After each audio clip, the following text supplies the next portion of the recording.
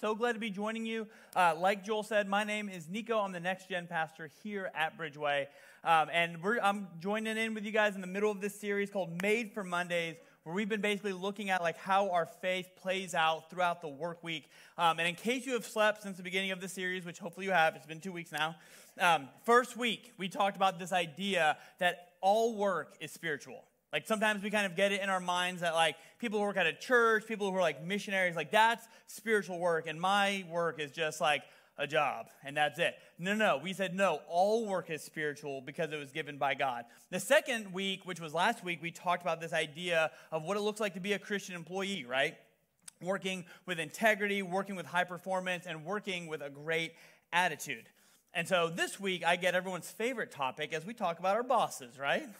Depending on your boss, maybe not your favorite topic, or maybe if you really don't like your boss, maybe it's your absolute favorite topic. So, the question to get us going is, have you ever had a boss or an authority figure that you maybe struggled to follow a little bit? Show of hands. You don't have to put your hands up. It's a trick question. Of course we have. Everyone has, right? Like we have all had people that we struggle to follow. I think part of it is like it's kind of just ingrained in us as Americans.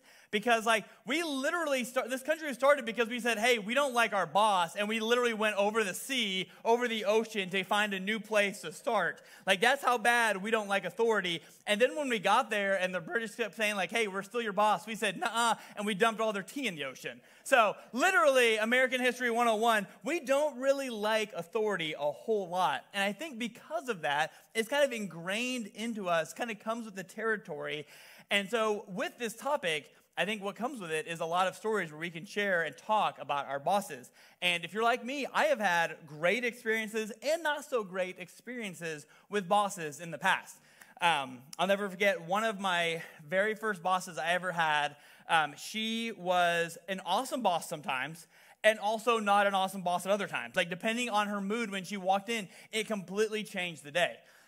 So when she would walk in on a good day, oh my gosh, she was the best to work for. Like I would have worked for her for the rest of my life because like she would be like, hey, you know what? Don't worry about coming in this weekend. Just take it off. You know what? We're actually going to pay you anyways. So that was awesome. Like would pay for everybody's lunch, would like take suggestions, even if they weren't that good. And like, you know what? Let's make this happen. We like what you're trying. And like would help out. Like I'll never forget there was this one time we had a customer coming in and like they had an order that they were supposed to be picking up and they were already kind of mad about it in the first place. And as a young high school kid, I completely messed up the order. And as soon as that customer got here, I was like literally, because I was so scared, I was like kind of hiding in the corner going, this person's about to rip my head off. My boss is about to rip my head off. And then as soon as the customer saw it, the boss literally just took the blame. Said, oh, I'm sorry, I messed it up. You know, I did all the things. And like literally kind of just took all that off of me and never even made a big deal about it. And it was like, oh my gosh, it was such an amazing feeling, right? Like we love having a boss like that. But on the other days where she walked in and wasn't so happy, and it wouldn't be even connected to work, so it wasn't like anything I could control, she would be completely different. Like we always had like a big stack of like all our reports and like all the different orders we're working on. If she was in a bad mood, you'd almost know instantly because she'd walk in, boom, just hit the papers all up in the air and was not going to clean them up. So as the rest of us, we're going to be the ones cleaning it up. Yeah, I thought that only happened in the movies. That happens in real life too. Or would like say, you know what, we're all skipping lunch today, even though we weren't even in a rush, we had plenty of time to get things done. She'd be like, no, we're done, we're out of here. Or like even when everything was going good, would sometimes just get really mad about random stuff. Like one of the things that she used to do, which drove me nuts, is when she was trying to organize paper, would sometimes use the trash can as a place to hold the paperwork. So then of course would just fall into the trash can, and then now we don't have that paperwork anymore. It's a whole thing. And one last story to share with you guys, just because I can't ever imagine when I would have to use this at another time, so I'm just going to give this one. This one's for free. Another boss I had when I went to Purdue University, boiler up, for 6 months I worked in one of like the little food courts that they have there. And my boss, for some weird reason, it was right when Hollaback Girl by Gwen Stefani came out as like a big hit. Some of you guys know that song, hopefully. Sorry for everyone who doesn't. You're too young. Anyways, she literally had this weird thing that she did that every time you asked her to do something, she'd say, yeah, I can do that, but I ain't no Hollaback Girl every time. And like the first time, you're kind of like, that's kind of funny. Maybe the second time, I definitely gave her a humor laugh the third time. 10 times my first day of work. And like that's just for me. That's not to all the other times I heard her doing it to all the other employees. And literally the entire 6 months, the joke didn't stop. It would literally drove me up a wall. So all that to say is that I know, and I bet that I am not the only one that struggles sometimes with leadership in their lives, right? Like authority is something that everyone has to deal with. Because whether you're here and you're a Jesus follower, or maybe you're here someone like kind of just checking out the whole Jesus thing, you're kind of just open to this idea, or maybe you're here and you're just kind of here for a laugh, or you're watching online for a laugh because like you kind of think we're all crazy for kind of believing in this whole Jesus thing. Like authority is something that we all have to deal with, which is why we're going to be focusing on it this morning. And so this week, as I talk about our favorite topic of authority, I specifically kind of want to focus in on when authority is something that we don't want to follow, or like how to choose to follow when we even have a leader that's maybe not that great of a leader. Because the thing is, I know in a room like this and in people online, there are so many different people here who have so many different stories and coming from like different angles. And so a lot of you are already kind of doing the, yeah, but, like I can already hear you saying it, like, yeah, but you don't know my situation, yeah, but hold on, what about this, or what about this really random scenario that happened to me one time? Like, yes, and we're going to talk about some of those things. But what I want to kind of just talk about first is just like, kind of just a normal leader who might be just a bad boss or maybe kind of incompetent, because if we think about it, like, we don't really mind, when our bosses are really great, right? Like, we kind of just take it for granted, or we sometimes don't mind even doing things. Like, I have never one time complained when my boss came by and said, hey, there's cake in the break room. Like, I just kind of get excited, right? Like, I would love to follow that leader. Step it up. I'm saying that now, we're laughing. Hopefully he thinks it's funny later. Or like, I'll never forget, different boss. One time he walked in and said, hey, Niko, I just want you to know, there's 30 Chick-fil-A sandwiches in the break room if you want any. I literally just started crying. Like, it was, like, could you say anything more beautiful to me in that moment? No, I loved it. Or, like, I remember my very first job, I had to pick up the paychecks because we weren't doing, like, auto deposit kind of stuff. So I had to go pick up the paychecks. And I will tell you that every time my boss said, hey, go drive, go get the paychecks, like, it was, like, the best feeling. Like, even though I knew I was going to get paid no matter what, it felt so good to know, like, yes, this is something I would love to do, boss. Sure, I'll go do it. And like we've all had bosses before, right? That if they are really good, like you will go the extra mile for, and you don't even really mind because you're like, you know what? I know this boss has my back. I know they're gonna kind of stand up for me when it comes to it. So we're not talking about those kinds of bosses today. What we're talking about more is I want to focus on when your boss is maybe kind of lazy or irresponsible or disrespectful or, let's be honest, just kind of dumb sometimes, or wrong, or hurtful, or abusive. Like, what do we do then in those scenarios? Like, are we still required to be good to bad leaders? Like, does God really want us to follow a leader who isn't doing what God says and kind of leading them maybe how God wants them to lead? Like, am I required to be a good follower of, like, my government officials, my boss, supervisor, teachers, manager, whoever it is an authority over us, if they're clearly just not very good at their job? Like, if my boss makes Michael Scott look like a dream boss and a great option, am I allowed to kind of just quit and just stop doing this? Like, am I allowed to be disrespectful? Or how can I protect myself from a leader who's maybe doing a bad job and maybe even hurting me in some ways? Like, these are really honest questions. And because dealing with authorities who don't live up to the responsibility is, to be honest, like, it's kind of one of the most challenging things we have to deal with, right? Because it always kind of seems to bleed into the rest of our lives. Like, sometimes it can be like, oh, your boss is really mean to you, so then you're frustrated, and then you get home, and then you take out your frustration with your family.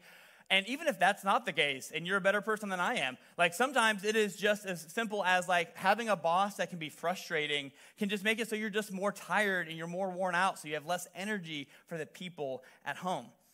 Because the truth is that how we react to authority is going to change us. Because we'll always have some sort of authority over us, and it's not always going to be good. There will always be some sort of authority over us. And although this is complicated, the good news is that God has given us a starting point for how to be a good follower of a bad leader.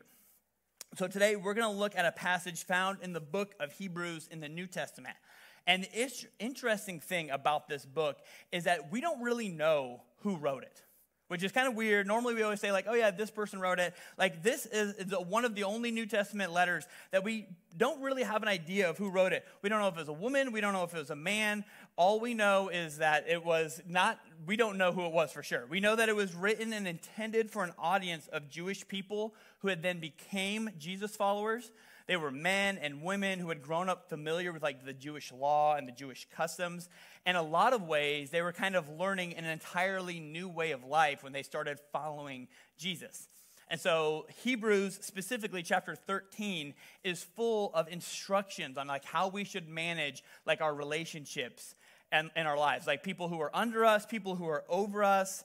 And what's really interesting about this chapter is it talks a lot about how we submit to authority isn't just kind of a them and us thing, but it also kind of shapes our lives even outside of the relationship. It can have a significant impact on us. So the writer of Hebrews actually encourages us to put ourselves in the shoes of others and focus on how we would want to be treated in the same situation. So chapter 13, this is the first verse, or verse 17, this is what it says. Have confidence in your leaders and submit to their authority. Have confidence in your leaders and submit to their authority. So first part of this verse, kind of straightforward, right? Like we are to have confidence in our leaders. We're supposed to submit to them. And it kind of sounds simple when I say it like this from a stage, right? But I think more tangible for us to kind of think about this is for us to kind of believe the best in the person leading you. Like how often have you done that this week? I know I have definitely messed up on that, probably multiple times this week and multiple times I will in the future. Like what if we believe that even if you aren't sure they're right, we were still going to believe the best in our authority figures? Even if you are sure that they are for sure wrong, what if we still believe the best in them? Like we can choose to believe that people are good and that they have good intentions, even when sometimes it's a little hard, maybe sometimes harder to believe that with certain people, but we can still choose to believe the best in the people that we have to follow.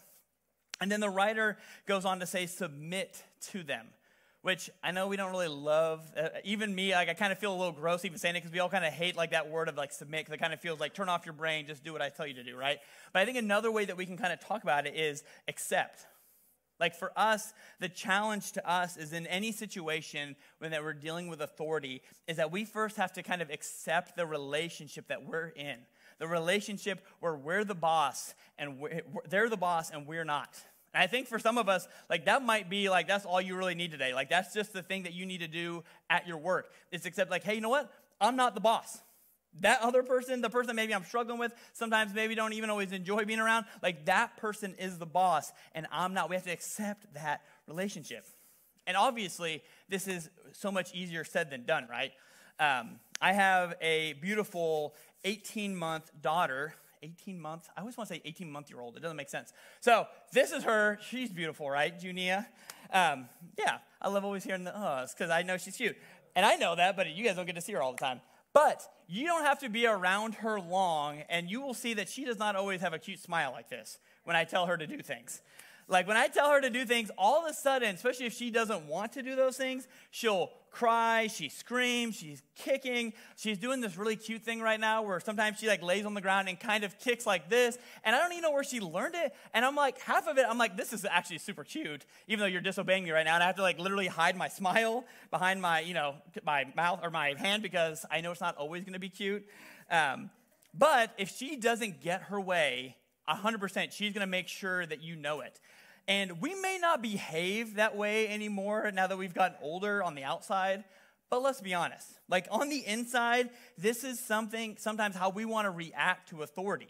Like we want to throw things, we want to yell at people, we want to hit things and so on. Why?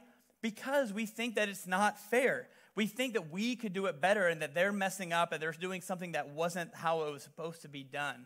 And all that may be true, but listen to what the writer of Hebrews says in the second half of the verse. This is what it says. They keep watch over you as those who must give an account. They keep watch over you as those who must give an account. So in other words, your boss isn't the top dog in the food chain either. Like there's someone over them that they have to give an account to. And I think a lot of us, we don't always think of authority in that way. We think like our boss has like the ultimate voice and is the ultimate decision maker, but that's not completely true. Like managers have to answer to their bosses. Supervisors have to bosses that they have to report to. Teachers have their own bosses they have to answer to. So as we're kind of getting into this verse, I want to kind of pause for a moment and talk about like a super serious issue that's hopefully very much less common. And then we're going to kind of come back to some of these authority issues that most of us face. Because I've also heard this same verse used in really bad ways. And so maybe for some of you guys, you have really been hurt by people in authority. Maybe someone you know has even have been hurt and kind of abused their power to just discriminate or to do some like truly evil things. And this verse is not, I want to be super clear, is not saying that we can just allow those things to happen. In fact, it's actually kind of saying the opposite of that. It's saying that all authority must give an account to somebody. And so for us, that means that when authority is abusive, there is nothing wrong with reaching out for help. Because sometimes that even means like calling the police and talking to them. Like if you're in a situation like that right now, I just want you to know, like, I'm so sorry that that is something you're having to deal with right now. But all authority must give an account. So maybe the best thing you could do is have a private conversation with somebody about what you need to do next and kind of get some support so you know what to do. But this verse on the other side is also helpful for talking about normal, everyday bosses in our lives. And it's helpful for us to kind of realize that they all report to somebody ultimately. In fact, all bosses have to answer to the ultimate authority of God in the end. This means that your authority figures are responsible for giving an account to God for whatever they do.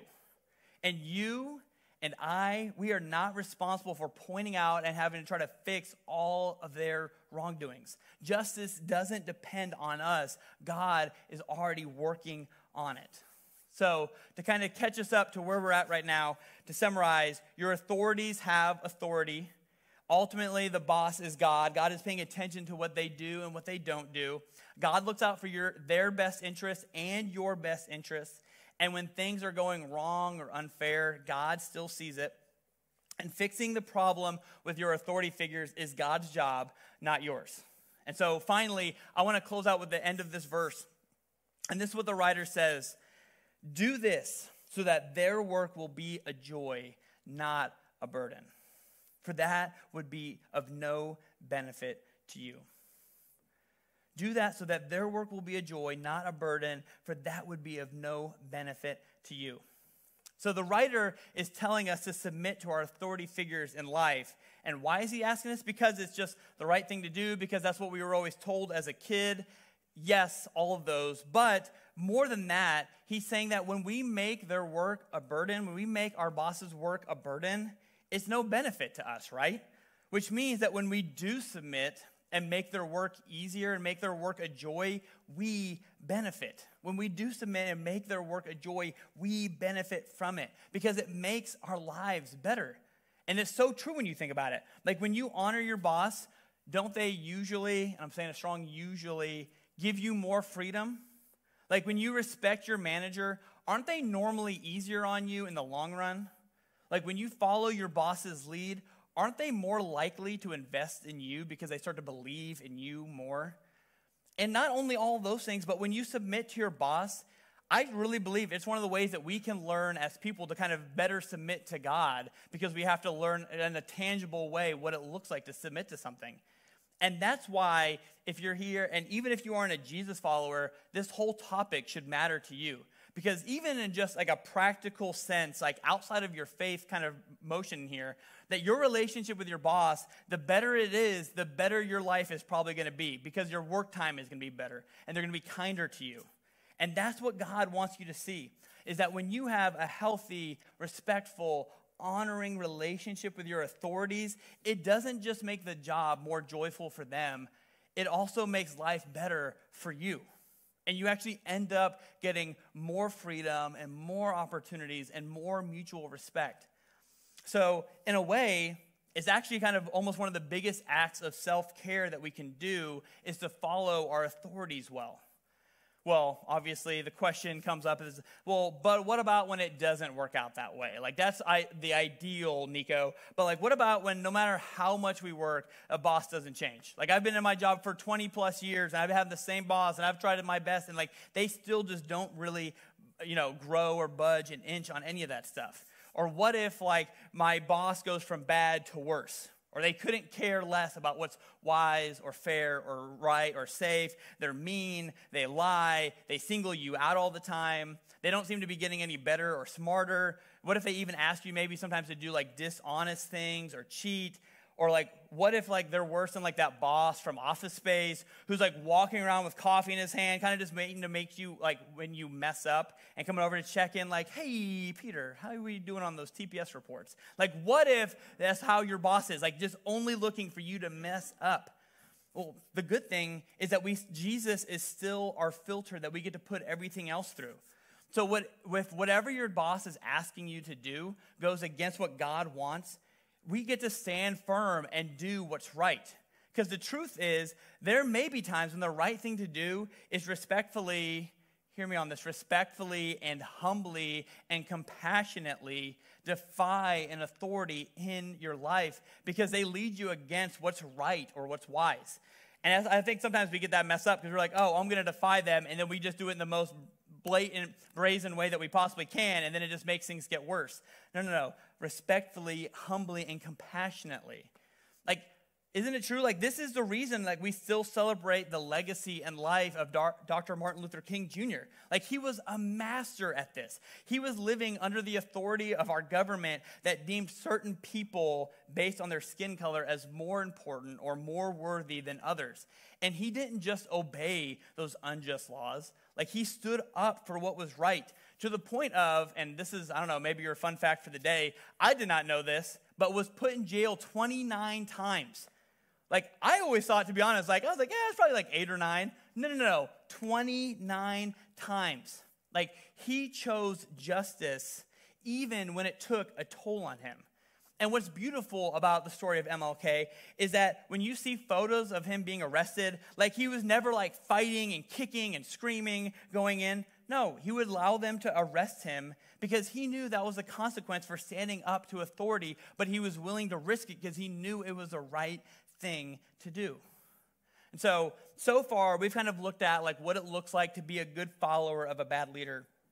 And I kind of want to shift our focus a little bit on kind of the other side of the coin. And that is that we all, every person in this room and every person watching online, we all have authority in some ways in our lives. Even if maybe you don't feel it right now, maybe you feel like you don't have enough of it, but we all have authority. And there's a good chance that as you grow, you're going to continue to have more authority in the coming years. So first of all, everyone has authority in their personal lives. Like, no matter what it looks like, even if like you're a parent right now and like it feels like you don't have a lot of authority in your own lives because you got everything that you have to do, like no matter where you're at, we all have some authority in our own personal lives. But then on top of that, like family life. Like as a father or a mother or leading a family, like you have authority in that family. Sometimes it's not a little bit easier than others, but it's still there. And then, of course, yes, we have our work lives, right? Like if you are a manager or a supervisor or a teacher or a boss, like you have the opportunity to craft a large part of your employees' days, right? Like we spend a lot of time at work. And I think a question that we need to ask ourselves, if that's you, is that are you leading in a way that is friendly to their families? Like are you constantly asking them or making them choose work over family? Because as we've said in every week of the series, the bottom line is super important, but people are always more important every single time, and that never changes.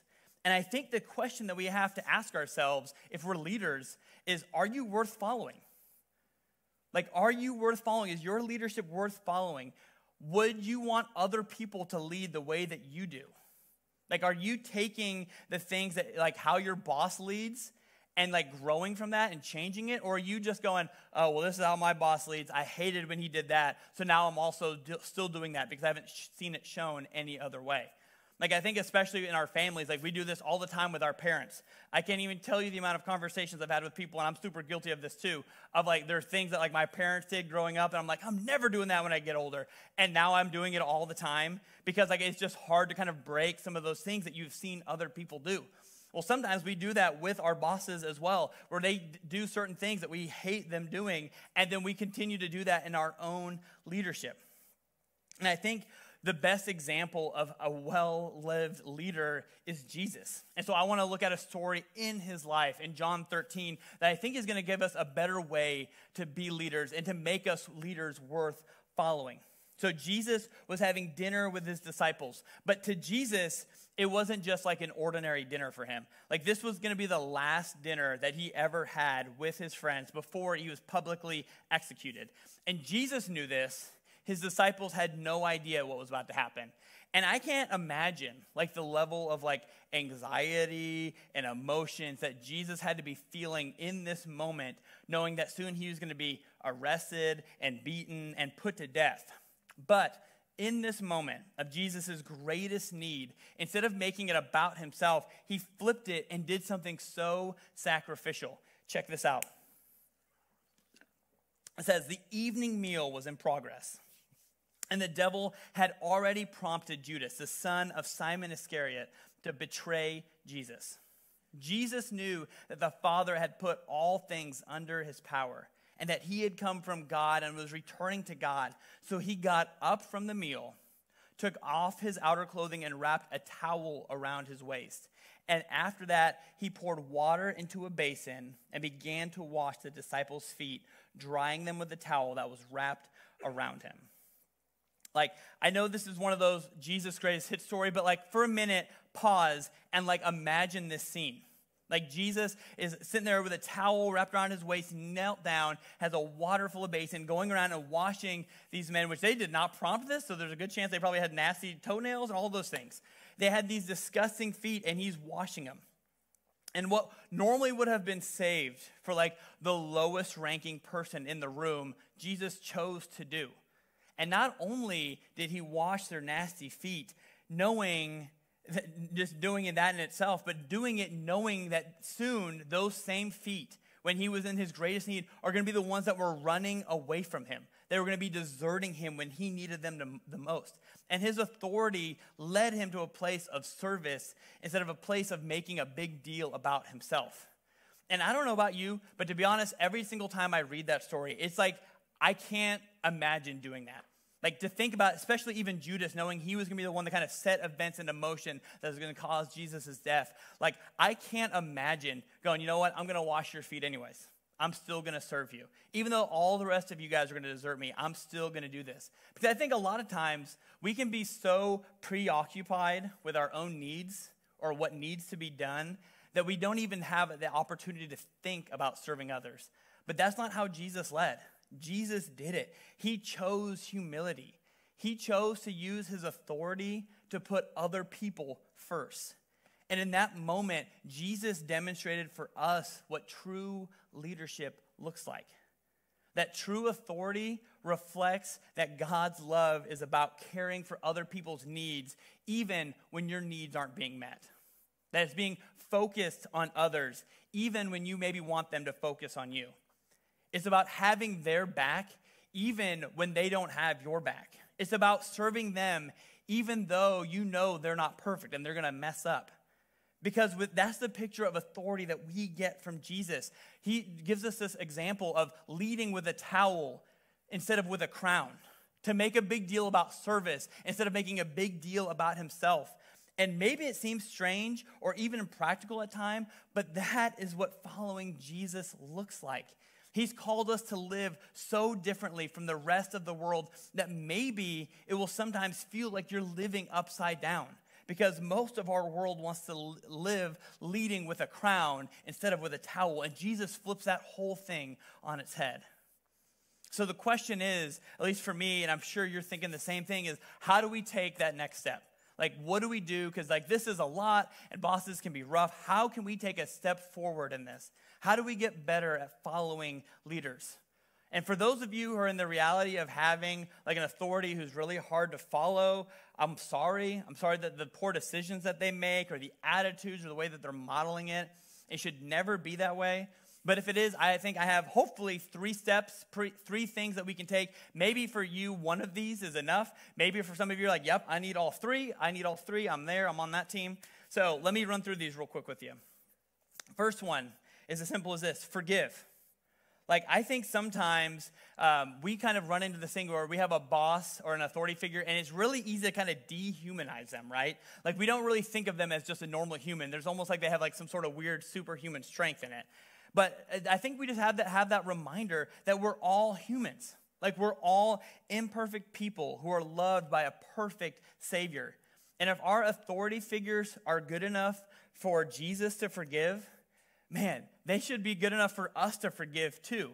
And maybe they don't deserve it. Like, let's be honest, like some of them are maybe never going to change, but all we can do is control our actions.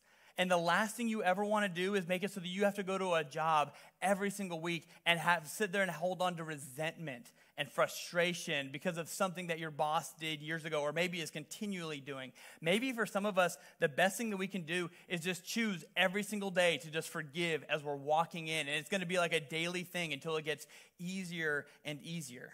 So maybe for some of us, forgiveness is where it starts. The second thing is just be responsible.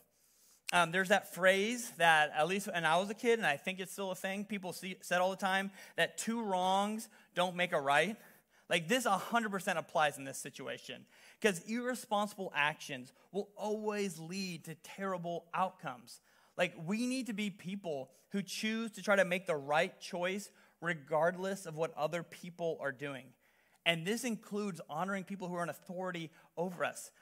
To be honest, like, I can't even begin to list all the times I have seen this play out, even in my life and in workplaces that I've worked at, where it is 100% like somebody made a bad choice, and instead of making them the right choice, everyone else then got mad and then made the bad choice, and then they got mad, so they made the bad choice. And it's just like this big, weird, spiraling thing for nothing, right? Like, it just ends up getting worse and worse instead of better and better. What if we were people who were like, you know what? I'm going to be responsible for my actions, even if I can't be responsible for my boss's actions, even if I can't be responsible for my teacher's actions or my parents or whoever it is, that I'm going to be responsible for what I do. I promise you will never regret that. And then the last one, and maybe all of us need to do this every single day anyways, is just lead up. Like, when the authority figures in your life choose not to lead well, someone still has to, right? You may not actually be the boss, but you can choose to have a better attitude and treat people well and serve others and act responsibly. And your words will probably speak a lot louder than the one who is actually in authority. Or you may even inspire your bosses or your authority to lead differently because of that. You can't control them, but you can control you. So we can do your part and trust God with His. When we respect our authority and honor God with our actions, it is so pleasing to Him.